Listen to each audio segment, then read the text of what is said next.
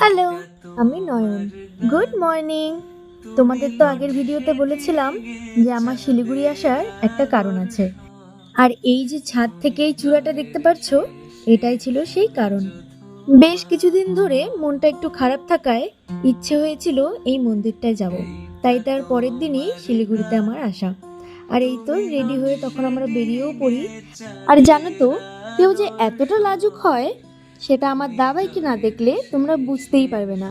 তাই লাস্ট পর্যন্ত মেরে মুড়ে তাকে আমার ভিডিওতে আনতে পেরেছি। আচ্ছা, কথা বলতে বলতে এই তো প্রায় আমরা চলেও এসেছি। আর এইদিকে দাভাই গুড় নিয়েছিল নন্দীদের জন্য। তারা নাকি আবার গুড় খেতে খুবই ভালোবাসে। আচ্ছা, দাঁড়াও, তোমাদেরকে একবার মন্দিরের চারিপাশটা দেখিয়ে নিই। জানি না কেন, তবে ভেতরে ঢোকার সাথে সাথেই না মনটা আমার একদম শান্ত হয়ে গিয়েছে। আমি কথা দিচ্ছি, তোমরা যদি এখানে কেউ যাও তোমাদেরও ভালো লাগবে। আর এই ভিডিওটা আমি রিয়েল সাউন্ডেই রাখছি।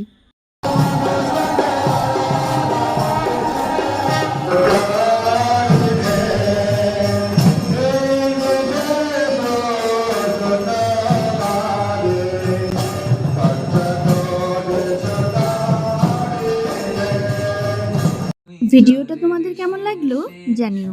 চলো তাহলে, টাটা।